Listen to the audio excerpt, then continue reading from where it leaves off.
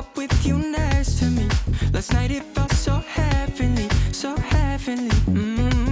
Bon, allez, amis de Pipo TV, voilà, c'est parti pour le JT du dimanche 19 janvier. Alors, tiens, je vais vous parler tout de suite d'une association, hein, c'est des climato-réalistes. C'est pas les climato-sceptiques, c'est à peu près pareil. Donc, ils ont pour but de promouvoir un débat ouvert et libre sur l'évolution du climat et les questions sociétales qui s'y en rapportent. Voilà, qui s'y rapportent même. Voilà. Hein, donc c'est sur X surtout. Alors comme il y a pas mal de brebis galeuses qui se barrent, c'est intéressant d'aller voir ceux qui ont vraiment des choses à dire, ça c'est sûr. Ce qu'ils disent, vous le verrez pas sur France 5, hein, et ce qu'ils vous montrent. Voilà, donc c'est super intéressant. Et une autre chose, ça c'est un abonné qui me l'a mis sous un commentaire Facebook, il m'a mis tout un petit truc, et il m'a donné un lien, c'est legueux.fr, hein, donc c'est mobilisez-vous contre les zones ZFE, hein, voilà, donc allez voir, je vous mettrai le site. Voilà, en description ou dans le premier commentaire. Et voilà, ça, à mon avis, il faut faire quelque chose, peut-être. Ouais, il y a un moment. Voilà, allez. Donc là, on va commencer avec les brèves. Hein. Donc il y aura du Dologu, du Bérou, oui, on s'en doute, hein, etc. Après, il y aura deux thèmes. Hein. Le budget. Ah, le budget, ça fait du... Oui. Et puis, la censure de certains médias. Ouais. Il y en a qui commencent à avoir les miquettes, comme on dit. Ah oui, on le sent bien, ça c'est sûr. Et puis on finira en beauté avec Marine Tondelier, qui a fait des déclarations quand même que je trouve... ouais, j'aime bien, quelque part. Allez, c'est parti pour les brèves. C'est parti pour les brèves, qu'elles plaisent ou qu'elles énervent. Assis tranquille mais il voit rouge, puis pour des comme tout ce qui bouge.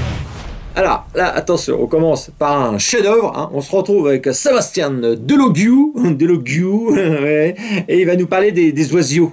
Ouais. Écoutez-le. Moi, je suis entre guillemets un peu contre les frontières. Pourquoi? Parce que j'aimerais que les gens ils puissent aller où ils veulent, dans n'importe quel pays dans le monde. C'est comme les oiseaux. C'est comme si les oiseaux, à la fin, ils volent et d'un coup, tu as un grillage. Ah, frérot, tu n'as pas le droit de sortir de là. Tu peux pas aller dans l'arbre en face.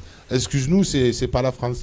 C'est un peu bizarre. C'est comme les oiseaux, à la fin ils volent et d'un coup tu as un grillage. Ah frérot, tu n'as pas le droit de sortir de là.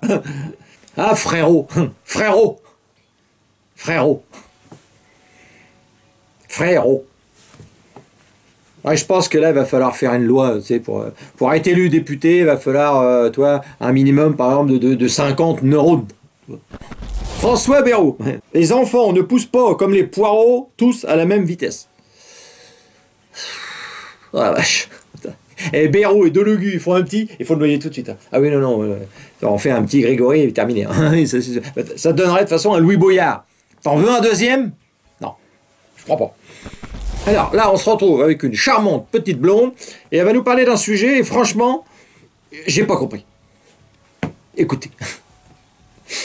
À 60 ans, on est encore très en forme.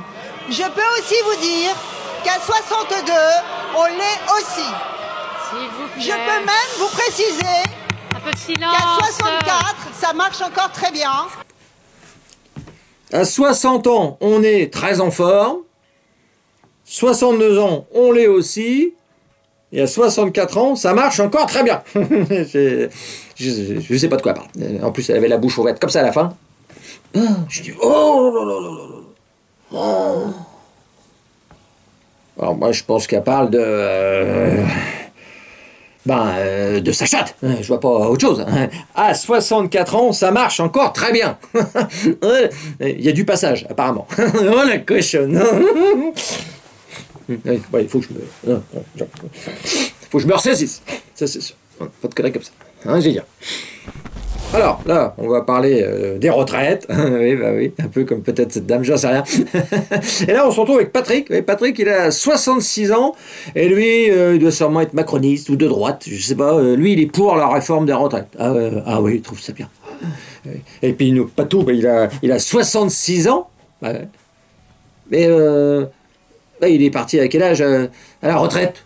Oui, il faut maintenir cette réforme, il faut même l'améliorer, il faut même l'avancer. Vous avez quel âge, Patrick? 66 ans. Et donc vous êtes parti à la retraite à quel âge? Je suis parti, accroche-toi Estelle, je suis parti à 59 ans. 59 ans? Mon Patou. Ah oui, en fait, il n'avait pas envie de travailler, il a envie que les autres travaillent pour lui. Oh, mais j'avais pas compris, moi. Le petit coquin, va. Alors, là, on se retrouve avec Agathe Robaille de la France Insoumise. Je ne connaissais pas. Il y a tellement de génies à la France Insoumise, on peut pas tous les connaître, ça c'est sûr. C'est seulement une frérot à Delogu. Ah oui, c'est à peu près le même, j'ai l'impression. Alors, elle va nous parler de quoi? Des oiseaux? Non. Des collabos? Non plus. Non. Elle va nous parler du petit Jésus, Marie, Joseph. Polémique sur les fèves dans les cantines de Toulouse. Jésus, Marie ou encore Joseph. Voici les fèves cachées dans les galettes des rois distribuées dans les cantines scolaires toulousaines. Un manquement au principe de laïcité selon cet élu LFI qui s'en est ému sur le réseau social X. Une entorse à la loi 1905 qui interdit la subvention, le prosélytisme de n'importe quelle religion. Et donc la mairie ici a fait une erreur et doit s'excuser. La laïcité, c'est une valeur de notre République. Des fèves représentant les personnages de la crèche ont été utilisées pour les galettes des écoles de Toulouse. La conseillère municipale insoumise dénonce une entorse à la laïcité. Moi, je pense qu'elle a eu une entorse, c'est au cerveau, déjà, ça c'est sûr. Moi, je propose à ce parti, c'est de plus s'appeler la France Insoumise, mais plutôt l'anti-France Insoumise. Tu vois, ce sera plus réaliste, je trouve. Ça, c'est sûr. Quand on est à vouloir interdire les petits Jésus dans les galettes des rois, ouais. Bon, allez. On se retrouve après ça. Pardon.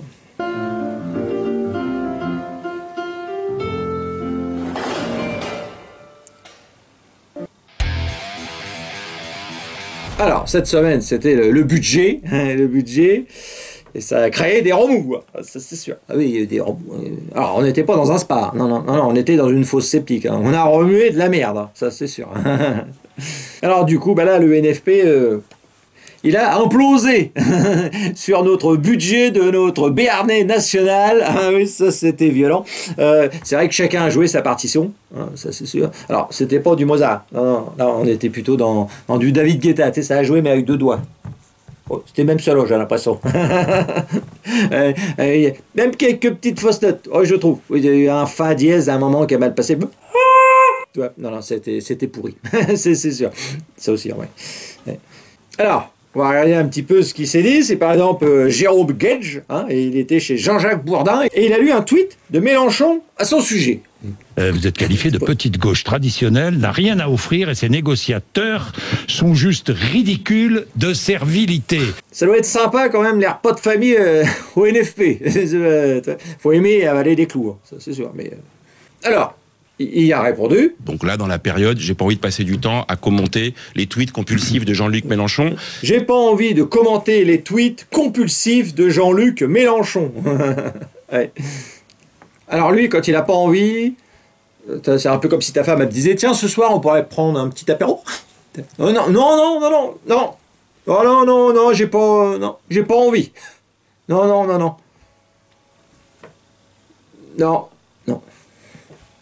Ah, puis lui, quand il n'a pas envie, il commande quand même, en fait. Il y a ceux qui grognent sur leur tabouret en regardant ceux qui essayent de trouver une solution, et puis ceux qui essayent de trouver une solution. Il y a ceux qui grognent et ceux qui essaient de trouver une solution. Voilà, il le prend pour un clébard. Voilà, et puis de toute façon, Mélenchon, c'est vrai qu'il n'est pas content. Là, il voit ces ouailles du NFP en train de se faire la malle. Il voit qu'il lui reste Delogu, Lucie Castet, Louis Boyard, tu vois. C'est pas les chips les plus salés du paquet. Ah bah non, ça c'est sûr. Tu fasses plus que ça. Alors, en parlant de chips, oui, ça n'a rien à voir, mais c'est Mathilde de Panot. Mathilde de Panot, bon, elle a dû s'en prendre un, ça c'est sûr.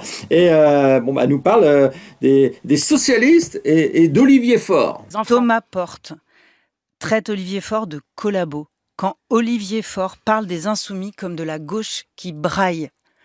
Thomas Porte qui est député LFI. Mais nous ne les traitons pas de collabos, nous ne les traitons pas de traîtres. Nous ne les traitons pas de collabos. Bah non. Les frérots, c'est pas des dégénérés.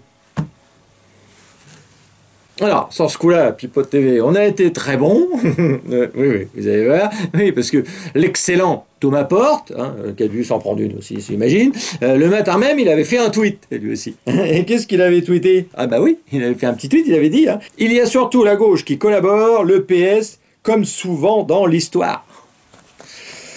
Là, je vous avais dit qu'on était dans la fosse sceptique. Là, on est en plein dedans. 1, 2, 3, on lâche. 1, 2, 3, 1, 2, on est bien. Ah, on est bien dedans. Hein. Oui, ça, c'est sûr. Bah alors, Mathilde Panot, je comprends pas. On les traite de collabos ou pas? Alors, il faut savoir, hein, c'est que quand j'ai entendu l'interview de Mathilde Panot, je savais qu'il y avait eu un tweet un petit peu chaud. Oui, je le savais, donc je suis retourné voir hein, sur le Thomas Porte. On dit, je trouve le tweet. Et véridique, je fais un imprimé écran. Je dis putain, je fais un imprimé écran, hop, je regarde. Je recharge la page, et d'un seul coup, je vois, ce tweet a été supprimé. Oh, ou a été retiré. Je dis merde, c'est quoi? Putain, j'étais en panique, je dis putain, non. Et je regarde, je vais voir ma sauvegarde. Oh, je l'avais sauvegardé. Il l'a supprimé. D'ailleurs, j'ai été lui recoller 2-3 fois dans la gueule. Ça m'a fait plaisir. Ah, bah oui. À mon avis, quand il a sorti son tweet dégueulasse, Delogu, il a peut-être dû appeler. Hé, frérot, qu'est-ce que tu fous? Toi, à mon avis, c'est ça. Ah, oui, bah, entre eux, je pense. Ou alors, c'est le grand chef, je sais pas. Je sais pas ce qui s'est passé, mais en tout cas, ce tweet-là, il a disparu. Alors, après.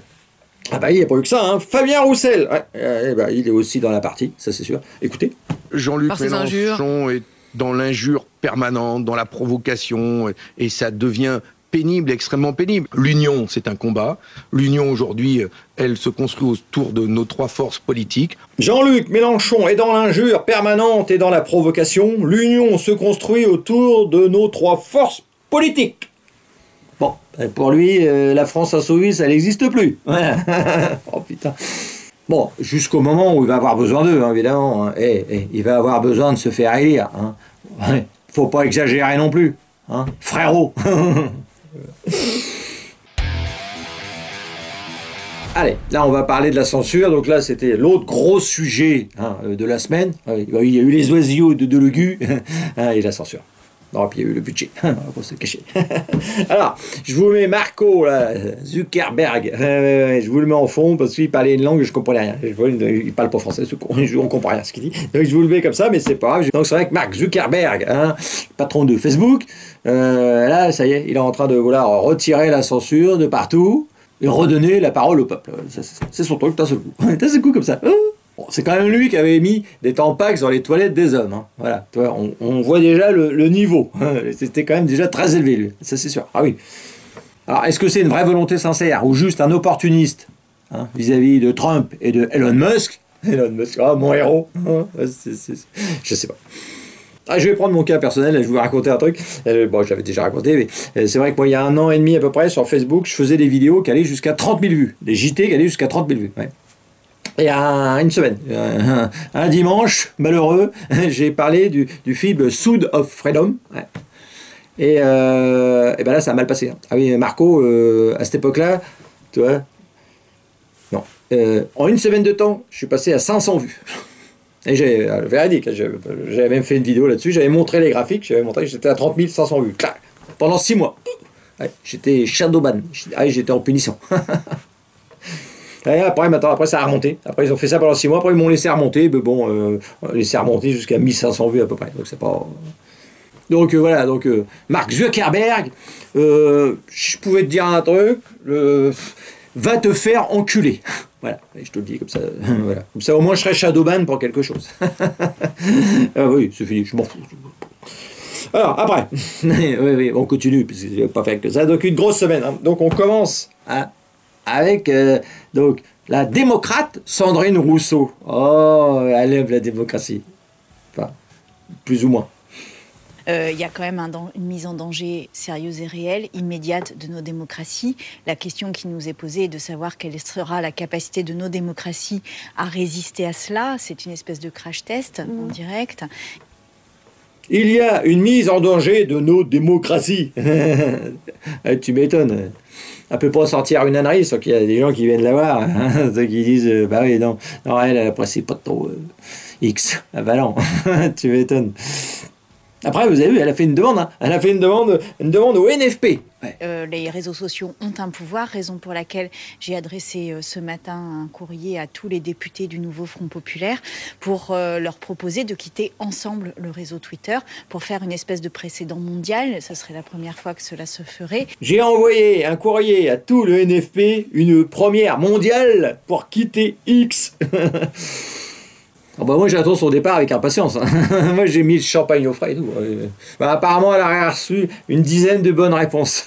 Enfin, ou de réponses positives, on va dire. Ah merde, putain, fais chier. Il y en a, ils veulent pas quitter le navire.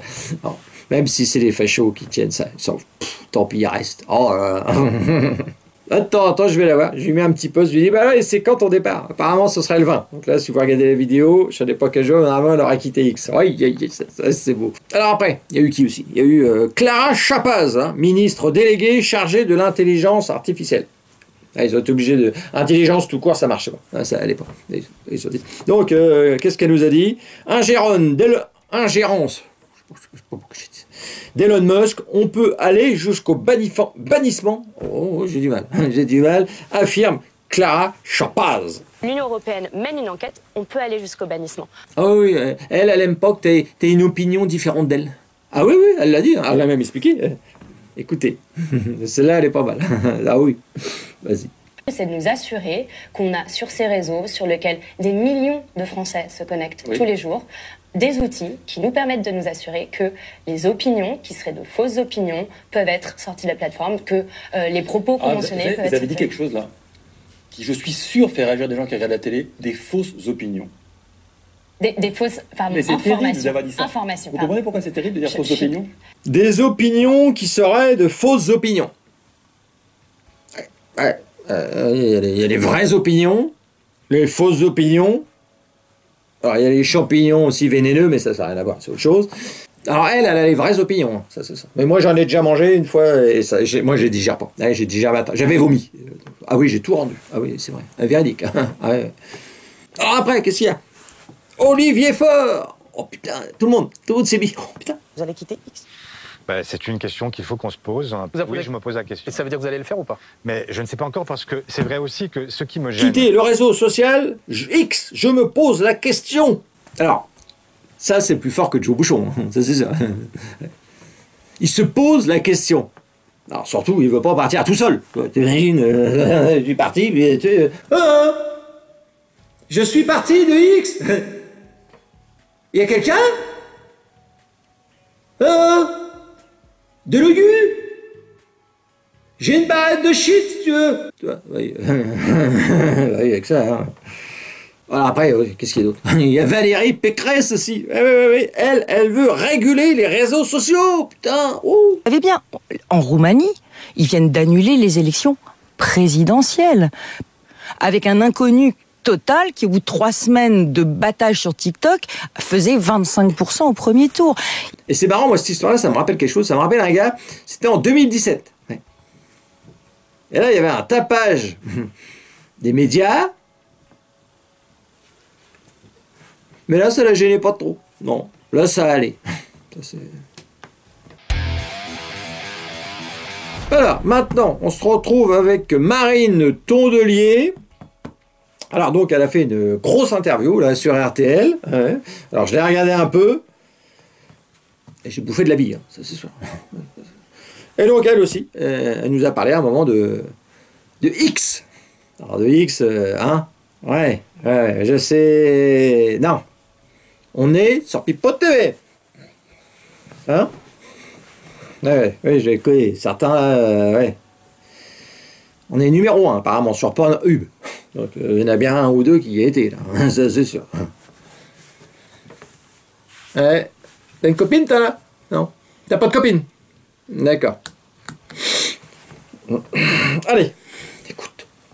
Twitter devait être soit régulé, soit interdit. Parce que c'est une remise en question de nos démocraties. Et donc, c'est pas... Moi toute seule, on doit tous quitter Twitter. Ce réseau doit être interdit en Europe. Parce que je le quitte ou pas, il aura quand même un impact sur le réel. Et ça fait partie de la fabrique de l'opinion, ça a une prise sur le réel. Il faut, oui, agir fortement pour protéger notre démocratie et protéger l'information sur notre territoire. Bon, bah là au moins c'est clair. C'est une tirade en faveur de la Corée du Nord. Ouais, la fabrique d'opinion, ça lui fait peur. Ouais. Alors surtout les fausses opinions. Non. les fausses opinions, mais pas les siennes. Ah non, non, non, non, non, non, non, non, non, non. Et ce qui est assez drôle, vous allez voir, en parlant de fausses opinions ou de fake news, parce qu'elle nous a parlé aussi des fake news, regardez ce qu'elle a dit dans la même interview sur Gaza. Vous savez, il y a 40% de la population de Gaza qui a été exterminée depuis le début du conflit israélo-palestinien, depuis les incursions terrestres en octobre 2023, et je trouve que... Il y a 40% de la population de Gaza qui a été exterminée depuis octobre 2023. Alors, qu'est-ce que j'ai fait, moi, petit coquin? Moi, j'étais sur le site UFPost, hein, et là, j'ai regardé, comme ça, par hasard, et eux, ils ont fait un petit article là-dessus, c'est bon. Hein. Le nombre probable de tués estimé par Lancet est de 64 000 environ, jusqu'à cette date, hein, ce qui est énorme, ça c'est sûr, on ne va pas se le cacher. Ce chiffre correspond à environ, allez, on va dire, 3% de la population de Gaza avant la guerre. Non, les 40%, comme elle l'affirmait. Il y avait une légère erreur. Légère fausse information. La fabrique d'opinion, tu vois, ça commence par des trucs comme ça, quelque part, c'est sûr. Ah, moi, je vais demander à Elon Musk, ouais, je vais la signaler, je me demande s'il peut pas la bannir, parce que elle veut partir elle veut partir, mais autant la bannir avant, ce serait plus sympa. Bah oui, elle a fait des fausses informations, hein. Fausses opinions. Ah oui, c'est pas bon. Ah non, non, non, non, moi je suis pas d'accord. Alors, là, c'est un petit peu moins drôle, c'est un petit peu plus sale. Écoutez bien, je trouve que personne n'en parle, mais moi je trouve que c'était assez sale. Après, donc vous allez voir, elle nous a parlé des influenceurs algériens qui ont été expulsés de France. Ils ont essayé d'expulser de France. La question c'était, doit-on expulser les influenceurs algériens? Alors pour ceux qui font voir des crèmes de beauté, hein, évidemment. Écoutez quand même ce qu'elle dit. Que vous soutenez la France dans sa volonté d'expulser des influenceurs algériens appelant à la violence sur les réseaux sociaux? Écoutez, je trouve que tout ça, c'est de la provocation. Ces influenceurs, oui, sont dans la provocation, c'est ce qui les caractérise, mais Bruno Retailleau aussi dans la provocation. Ces influenceurs sont dans la provocation. C'est ce qui les caractérise. La provocation de quoi? Là, c'était appel au meurtre, appel ciblé de gens sur le sol français et appel à des attentats. Oui, bon, c'est vrai qu'un attentat, c'est festif. C'est vrai que je me rappelle déjà, Sandrine Rousseau, l'autre écologiste, hein, a voulu faire venir les terroristes afghans en France pour les surveiller. Lui, Retailleau, il veut expulser les terroristes qu'on a sur notre sol. Mais il est fou, lui! Et du coup, bah, elle a retourné le sujet en expliquant que c'était Retailleau qui était dans la provocation. Mais écoutez ce qu'elle a ajouté. D'accord. Ah oui, oui, oui. Plus que de la provocation, c'est des appels à la haine. Oui, mais ce que fait M. Retailleau, c'est contraire à l'état de droit. D'expulser des gens dont un procès est prévu le 14 février, sans attendre leur procès, excusez-moi, c'est un symbole de l'extrême droite au pouvoir. Vouloir expulser des gens sans attendre le procès, c'est un symbole de l'extrême droite au pouvoir. Bon, voilà, Bardella, il est dans la sauce, il n'a rien demandé. C'est vrai que vouloir expulser des gens qui veulent faire des attentats en France, c'est scandaleux. Et elle continue, elle enfonce le clou. Écoutez, quand vous avez un ressortissant d'un pays, que vous voulez le renvoyer dans son pays, bah ça se fait avec l'accord du pays. C'est pas des colis La Redoute, les gens. Vous pouvez pas dire, ah bah tiens, je l'envoie, bah retour à l'expéditeur. Non, on n'a pas de problème, diplomatique avec. C'est pas des colis La Redoute. Donc là, elle est plus choquée parce qu'on veut mettre des gars dans un avion, plus que des gars qui veulent faire des attentats en France. Les fameux influenceurs.